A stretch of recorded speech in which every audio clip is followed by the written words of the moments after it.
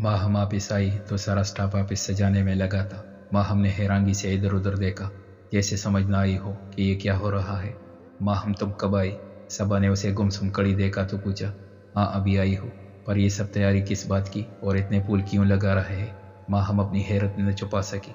तुम्हें बताया तो था, आज सर वलीद आ रहे हैं, सबा ने याद करवाया। सही, माहम ने मुख्तसर जवाब दिया।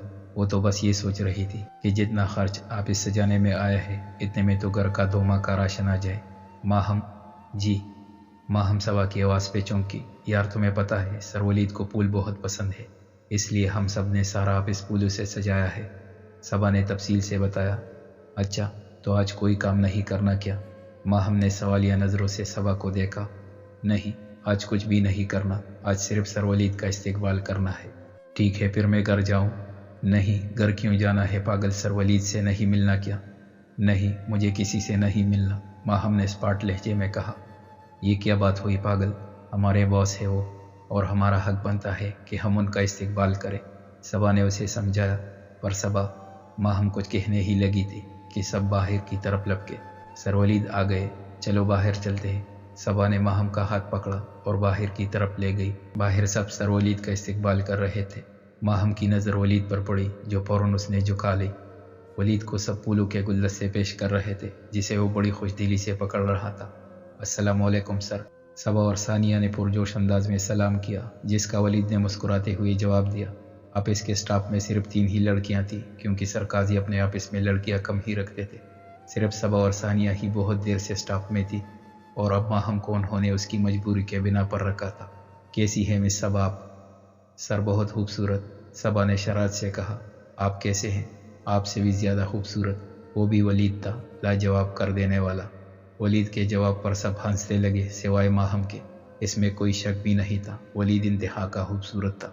ये कहना गलत नहीं होगा कि अल्लाह ने उसे फुर्सत से बनाया होगा। उसका दराज कद, भूरी आंखें जिसमें खुशी के रंग और खूबसूरत होंठ जिस पर हर वक्त मुस्कुराहट फैली रहती थी, वो एकदम परफेक्ट था। वलीद सबसे मिलकर अपने कमरे की तरफ बढ़ गया। माहम, तुम सर से क्यों नहीं मिली? सबा ने उससे शिकवा किया। सबा, वो हमारे बॉस है और अब हमारी मुलाकात होती रहेगी, इसलिए मेरा उनसे मिलना ज़रूरी नहीं था। पर फिर भी यार देखो सर कितने अच्छे हैं, सबसे कितने अच्छे से बात करते हैं। सानिया ने वलीद की तारीफ की। मैंने उन्हें बुरा नहीं कहा, पर मुझे ऐसे किसी से मिलना और बात करना पसंद नहीं है। अच्छा चलो, जैसे तुम्हारी मर्जी, सबा ने नागवारी से कहा। कैसी हो चच्ची? ठीक हूँ बेटा, तुम कैसे हो? परवीन सबसे खुश अखलाकी से बात करती थी, चाहे वो उसे नापसंद ही क्यों न हो। मैं भी ठीक, राहील ने जवाब दिया। गुड़िया अपने ध्यान में कमरे से आ रही थी, तब उसकी नज़र राहील पर पड़ी। गुड़िया ने नागवारी से उसे देखा और वापस अपने कमरे की तरफ मुड़ी। गुड़िया, राहील ने उसे वापस कमरे में जाते देखा तो उसे आवाज़ दी। हाँ बोलो, गुड़िया स्पाट लहजे में बोली। तुम्हें तमीज़ नहीं है बात करने की, अम्मार से तो बड़े हंसकर बात करती हो। राहील ने उसे घूरते हुए कहा। है, पर तुमसे बात करने की नहीं। जैसा इंसान होता है मैं उसके साथ वैसे ही बात करती हूँ। और रही अम्मार बाई की बात, तो वो तुमसे कहीं बेहतर है और हमारी इज्जत करते हैं। गुड़िया ने भी उसके अंदाज में ही जवाब दिया। देख रही है चची ये कैसे बात कर रही है मुझसे। आज चचा आएंगे तो मैं उन्हें बताऊंगा इसके बारे में। नहीं नहीं बेटा, आबिद को बताने की ज़रूरत नहीं, बच्ची है ना इसलिए ऐसा करती है, मैं समझा दूंगी। परवीन जानती थी कि राहील आबिद को बता देगा, फिर आबिद गुड़िया को मारने लग जाएगा। अम्मा बताने दे जिसको बताना है, मैं नहीं डरती उसकी धमकियों से। तू चुप कर और अंदर जा, परवीन गुस्से में गुड़िया को बोली। अम्मा तुम क्यों डरती हो? मैंने कहा ना अंदर जा। चची आप इसकी डिठाई देख रही है, कैसे जुबान चला रही है आपके सामने। गुड़िया का बस चलता तो उसके सर पर कुछ दे मारती। आबिद का बड़ा भाई अमजिद और एक बहन रुखसाना थी। अमजिद और आबिद के घर साथ साथ थे, दरमियान में एक दीवार थी, पर दोनों की छत एक ही थी। अमजिद के 2 बच्चे थे, एक बेटा राहील जो शराबी था और एक बेटी आमना जिसकी शादी रुखसाना के बेटे से हुई थी। अमजिद ने बहुत कोशिश की कि रुखसाना अपनी बेटी इरम का रिश्ता राहील से कर दे, पर उसने ये कहकर मना कर दिया कि वो एक शराबी को अपनी बेटी कभी नहीं देगी। अब अमजिद और उसकी बीवी कौसर की ये ख्वाहिश थी कि आबिद अपनी दोनों बेटियों में से किसी एक का रिश्ता राहील को दे दे। क्या हुआ गुड़िया, तुम रो क्यों रही हो? आसमा उसे रोते देखकर घबरा गई। आपा ये मर क्यों नहीं जाता, क्यों आता है हमारे घर? गुड़िया मुसलसल रोई जा रही थी। राहील आया है। आसमा जानती थी वो सिर्फ उसके लिए ही ऐसे बोलती है। जी, गुड़िया रोते हुए बोली। छोड़ो उसे, तुम उसके लिए क्यों अपना दिल जलाती हो? आसमा ने उसे गले लगाकर कहा।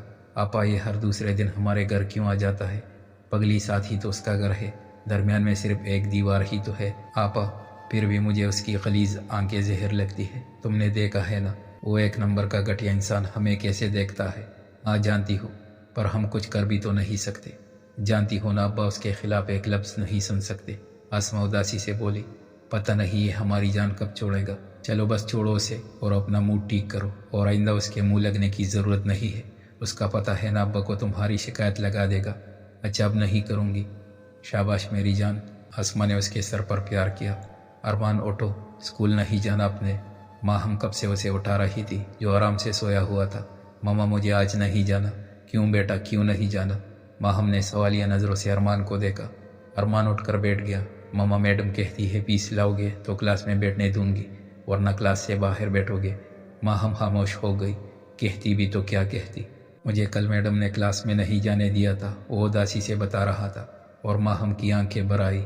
اب تو اس کی آنکھیں رونے کی عادی ہو گئی تھی، پل بھر میں آنکھیں آنسو سے تر ہو جاتی تھی۔ میں کل آپ کی فیس جمع کروا دوں گی، آج آپ چھٹی کر لو۔ تھینکس ماما۔ ارمان نے اسے گلے لگایا، اور ماں ہم یہ سوچ رہی تھی کہ کل فیس کہاں سے آئے گی؟ ابھی تو تنخواہ ملنے میں بھی کافی دن پڑے ہیں۔ کیا میری زندگی ایسے ہی گزر جائے گی؟ کیا میرا خوشیوں پر کوئی حق نہیں ہے؟ یا شاید کچھ لوگوں کی قسمت میں خوشیاں لکھی ہی نہیں ہوتی، اور یقیناً میں انہی میں سے ہوں۔ وہ خود سے سوال کر رہی تھی اور اپنے سوالوں کا خود ہی جواب دے رہی تھی۔